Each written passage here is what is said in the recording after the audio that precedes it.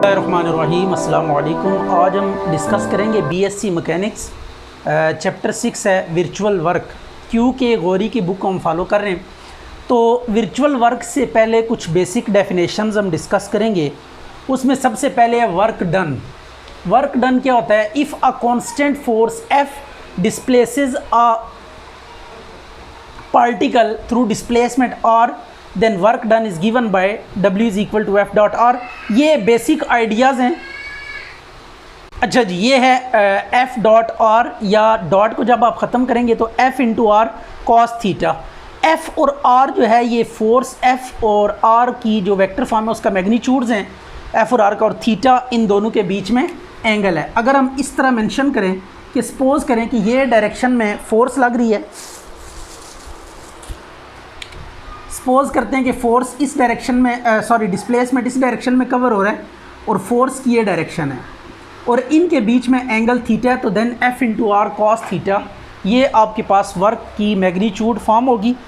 और अगर आपके पास एफ कोई वेरिएबल फोर्स है तो देन वेरिएबल फोर्स के ऊपर ये फार्मूला हम स्ट्रेट अवे अप्लाई नहीं कर सकते।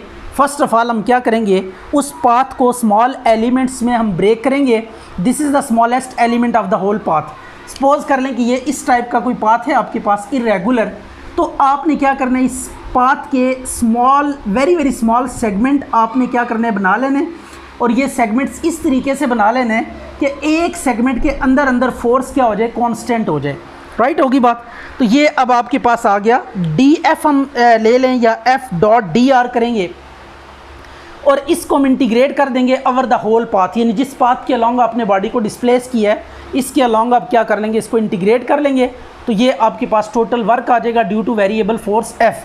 तो अगर आपके पास फोर्स वेरिएबल है तो एट दैट मोमेंट क्या करना है, आपने सबसे पहले जो पाथ है उसको आपने स्मॉल एलिमेंट्स में ब्रेक करना है और हर एलिमेंट के लिए आपने वर्क कैलकुलेट करना है और होल पाथ के लिए इसको इंटीग्रेट कर देना है। राइट होगी बात। ये लिटिल बिट एक्सप्लेनेशन है। अच्छा, if N number of variable forces यानी F1 F2 अप टू सोन FN displace a body through displacement R, then work done क्या होगा, हम समीशन अप्लाई करेंगे ये सारी फोर्सेज का सम। ये summation I is equal to 1 to n FI। तो F के ऊपर हम क्या करेंगे, समीशन अप्लाई करेंगे और फिर डॉट लेंगे DR के साथ और इंटीग्रेट करेंगे। आपके पास क्या आ जाएगा, वर्क डन आ जाएगा। इस समीशन को हम इनसाइड ले जाते हैं और आफ्टर दैट हमने क्या करना है, ये सम ऑफ ऑल द फोर्सेस को हम एक रिजल्टेंट फोर्स से रिप्लेस कर सकते हैं। से R है वो रिजल्टेंट फोर्स, तो R डॉट DR ये आपके पास क्या हो जाएगा, वर्क डन हो जाएगा when there are n number of variable forces acting on a body.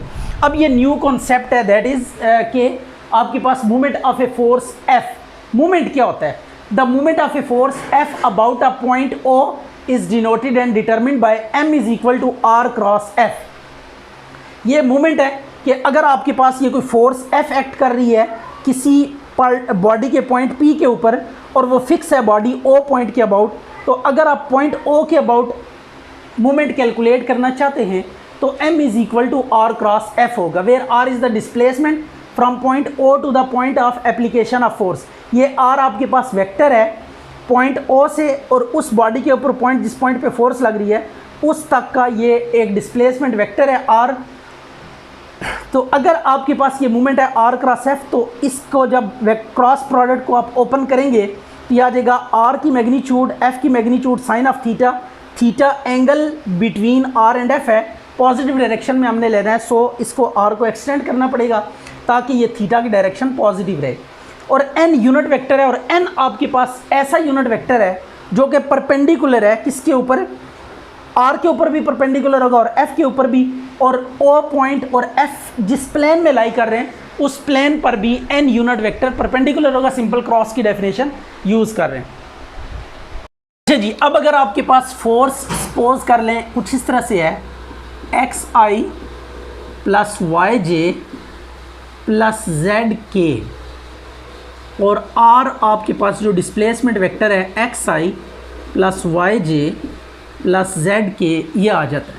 तो R क्रॉस F जब आप कैलकुलेट करेंगे तो वेरी सिंपल मैनर में ये I J K and this is what R की वैल्यू पहले स्मॉल x y और ये आ गया z and this is force के जो कंपोनेंट्स हैं, ये एक्स कंपोनेंट है फोर्स का, वाई कंपोनेंट, जी कंपोनेंट, वाई और ये आ गया जी।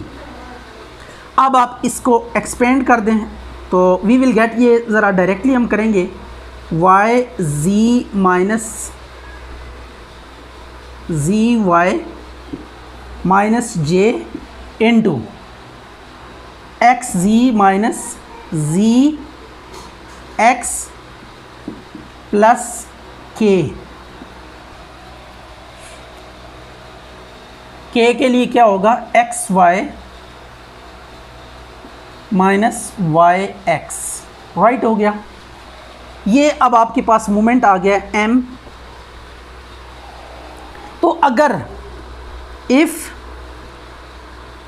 Motion is a plane motion, motion is in plane, या हम यूँ कह लेते हैं कि अगर आपके पास r और f एक ही प्लेन में लाई कर रहे हैं तो at that moment z component दोनों का क्या हो जाएगा, ज़ीरो हो जाएगा, राइट। आप यहाँ पे ज़ीरो प्लेस करेंगे, यहाँ पे ज़ीरो प्लेस करेंगे, ये क्वांटिटी ज़ीरो हो जाएगी, ये क्वांटिटी ज़ीरो हो जाएगी, आप चेक कर सकते हैं। जस्ट k वाला कंपोनेंट आएगा तो दिस इम्प्लाइज जो मोमेंट रह जाएगा आपके पास वो कुछ इस तरह से आएगा, X Y minus Y X into के। मीन टू से कि अगर आपके पास x और y कंपोनेंट्स हैं फोर्स के, और जो पॉइंट है सपोज यहाँ पे हम एक्स वाई प्लेन ले लेते हैं, ये वो फिक्स पॉइंट है जिसकी अबाउट हम मोमेंट कैलकुलेट कर रहे हैं, एंड दिस इज़ व्हाट, ये point P of X Y है, और ये वेक्टर आपके पास क्या है, r वेक्टर, राइट। यहाँ पे कहीं फोर्स लग रही है, दिस इज़ F, और इसके जो कंपोनेंट्स हैं एक्स आई प्लस वाई जे। तो अब मोमेंट अबाउट O कैलकुलेट करने के प्लान में आप क्या करेंगे, x कंपोनेंट को, यानी पॉइंट का जो या r का x कंपोनेंट होगा उसे फोर्स के y कंपोनेंट से मल्टीप्लाई करेंगे, माइनस पॉइंट का जो y कंपोनेंट है उसे फोर्स के x कंपोनेंट से क्या कर देंगे, मल्टीप्लाई कर देंगे, तो यू विल गेट मोमेंट। और इसकी मैग्नीट्यूड अगर आप कैलकुलेट करना चाहते हैं इस केस में तो जस्ट k का मैग्नीट्यूड 1 हो जाएगा और y और ये एज इट इज़ आ जाएगा। तो this is the magnitude of moment whenever force F and R lie in the same plane. अगर F और R एक ही प्लेन में लाई करते हैं तो आप मैग्नीट्यूड ऑफ मोमेंट कैलकुलेट कर सकते हैं। देखें फोर्स का जो y कंपोनेंट है उसे x कोऑर्डिनेट से, डिस्प्लेसमेंट वेक्टर के x कोऑर्डिनेट से मल्टीप्लाई करेंगे, और जो x कंपोनेंट है फोर्स का उसे डिस्प्लेसमेंट वेक्टर के y कंपोनेंट से मल्टीप्लाई करेंगे, तो you will get what, magnitude of the moment. अच्छा जी, अब एक छोटा सा एक और कॉन्सेप्ट है, work done in rotation of a body. Suppose a force, constant force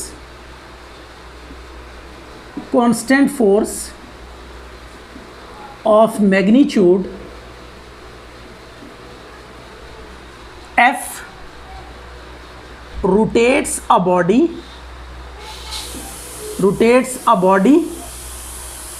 अच्छा जी, ये आप थोड़ा सा नोटिस में लाएंगे कि अगर F फोर्स बॉडी को डिस्प्लेस करती है for point P two point Q, और इन सच अ वे कि ये रोटेशन यहाँ पे हो रही है, ये जो बॉडी है ओवरऑल ये क्या कर रहा है, रोटेट कर रहा है अंडर दिस फोर्स, या ये फोर्स रोटेट हो रही है थ्रू एंगल थीटा, तो देन P से Q तक जो वर्क डन होगा, then work done by the force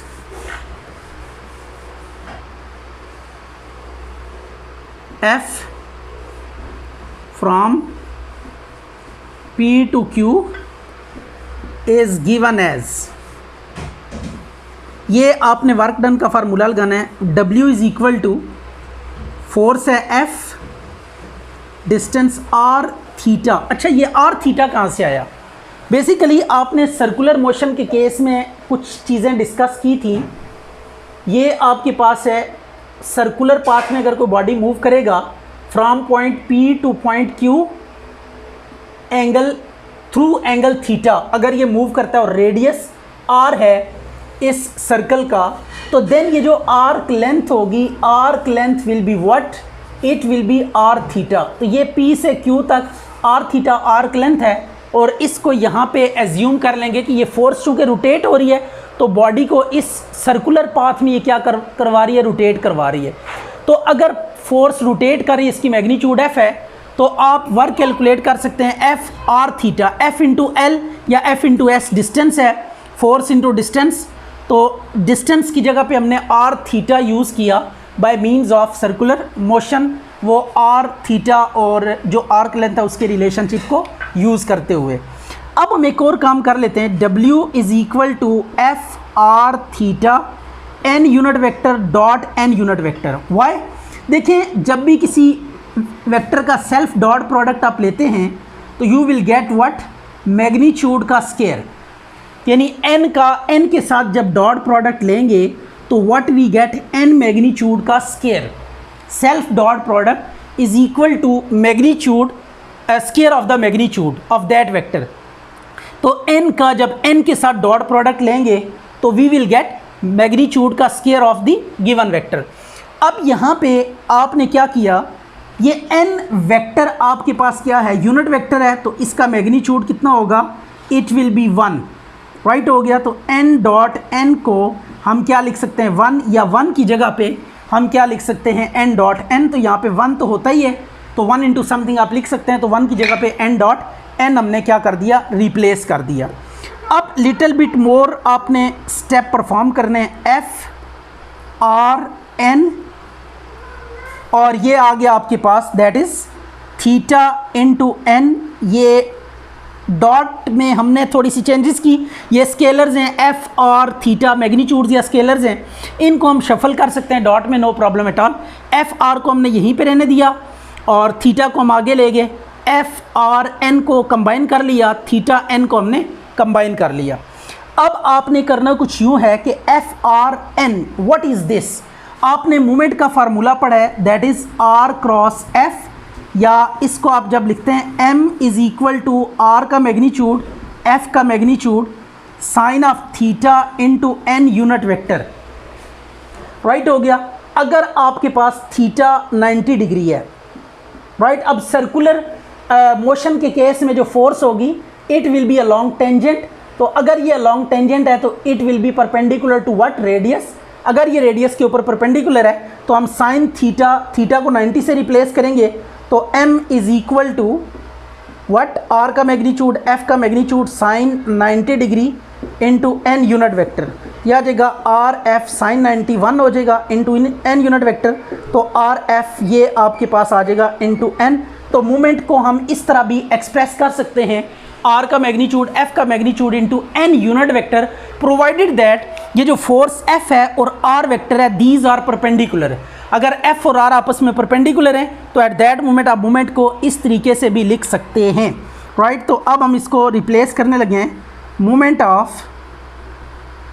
of f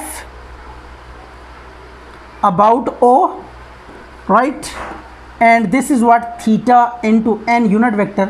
इसको हम एंगुलर डिस्प्लेसमेंट कह देते हैं, this is what angular displacement.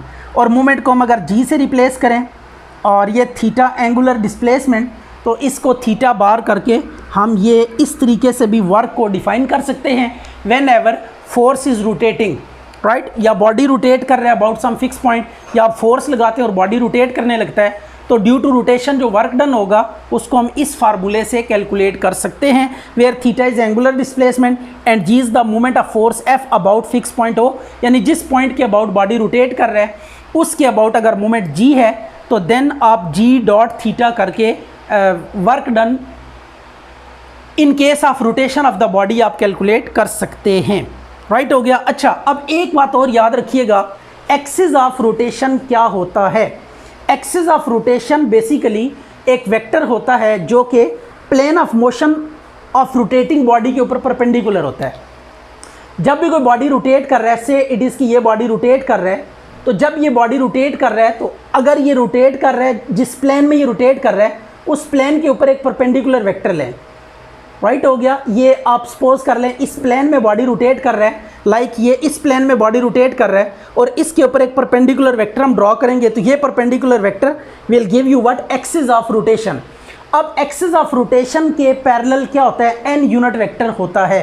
ये जो एन वेक्टर हमने यहाँ पे डिफाइन किया, या जो मूवमेंट को हमने डिफाइन किया है, तो movement of the body is always perpendicular to the plane of rotation of the body, और यूँ कह लें कि जो मूवमेंट होता है ये हमेशा पैरेलल होता है to the axis of rotation of the body, यानी एक्सिस ऑफ रोटेशन और movement are always parallel to each other. Axis of rotation और मूवमेंट जो होगा ये दोनों क्या होंगे, parallel to one and other होंगे। अच्छा जी, अब फोर्सेस हैं, हम फोर्सेस को क्लासिफाई करेंगे इंटरनल फोर्सेस या एक्सटर्नल फोर्सेस। फिर एक्सटर्नल फोर्सेस की आगे दो फर्दर टाइप्स हैं, इनको भी वन बाय वन हम डिस्कस करेंगे। सबसे पहले हम बात कर लेते हैं इंटरनल फोर्सेस की। Forces which are exerted by different parts of the system and obey third law of motion are called internal forces. Suppose करें कि हम मून और अर्थ को और मून को, ये दो ऑब्जेक्ट्स हैं, इनको हम एक सिस्टम मान लेते हैं। राइट हो गया, आपके पास अर्थ है एंड मून है, इन दो ऑब्जेक्ट से हमने एक सिस्टम डिफाइन कर लिया कि दिस इज़ द सिस्टम, कि जिसमें अर्थ है और मून है। अब अर्थ मून को अपनी तरफ अट्रैक्ट कर रही है और मून अर्थ को अपनी तरफ क्या कर रहा है, अट्रैक्ट कर रहा है। तो ये जो एक दूसरे पे फोर्स लगा रहे हैं, इन फोर्सेस को हम क्या कहेंगे, इंटरनल फोर्सेस कहेंगे, कि ये दो ऑब्जेक्ट्स का एक सिस्टम था और ये दोनों एक दूसरे पे जो अट्रैक्टिव फोर्सेस या ग्रेविटेशनल फोर्सेस एक्सर्ट कर रहे हैं, these are called as internal forces. अब लाइकवाइज सन है आपके पास, ये सन इस सिस्टम का हिस्सा नहीं है, it is outside from the system. अगर ये सन आउटसाइड द सिस्टम है तो सन क्या करेगा, इन दोनों को अपनी तरफ अट्रैक्ट करेगा। तो सन की जो फोर्स ऑफ अट्रैक्शन है, इसको हम क्या कहेंगे, एक्सटर्नल फोर्स कहेंगे। राइट होगी बात, ये क्या है आपके पास, एक्सटर्नल फोर्स। तो सन की जो फोर्स ऑफ अट्रैक्शन है, इट इज़ एक्सटर्नल फोर्स, और अर्थ और मून, इन दो को हमने एक सिस्टम डिफाइन किया हुआ है, तो इनकी जो आपस की अट्रैक्शन है, इसको हम इंटरनल फोर्स कहेंगे। अब इसके बाद बात करते हैं एक्सटर्नल फोर्सेस की, ये अब डिफाइन कर चुके हम। इसके बाद एक्सटर्नल फोर्सेस की कुछ टाइप्स हैं, रिएक्टिव और कॉन्स्टेंट फोर्सेस या एक्टिव फोर्सेस और अप्लाइड फोर्सेस। अच्छा, रिएक्टिव और कॉन्स्टेंट फोर्सेस कौन सी होती हैं, व्हेन अ बॉडी मूव्स और रेस्ट ऑन अ कर्व और surface, the forces exerted by such curve और सरफेस आर कॉल्ड कॉन्स्टेंट और रिएक्टिव फोर्सेस। इसी तरह एक्टिव फोर्सेस क्या हैं, an external force which is not due to any constant is called active और applied force. Like अगर आपके पास कोई पार्टिकल इंक्लाइंड पाथ प्लेन के ऊपर पड़ा हुआ है, सपोज कर लेते ये एक बॉडी है जो कि इंक्लाइंड प्लेन के ऊपर रखा हुआ है। अब इंक्लाइंड प्लेन इस बॉडी के ऊपर जो फोर्स अप्लाई करेगी, that is called as reactive force.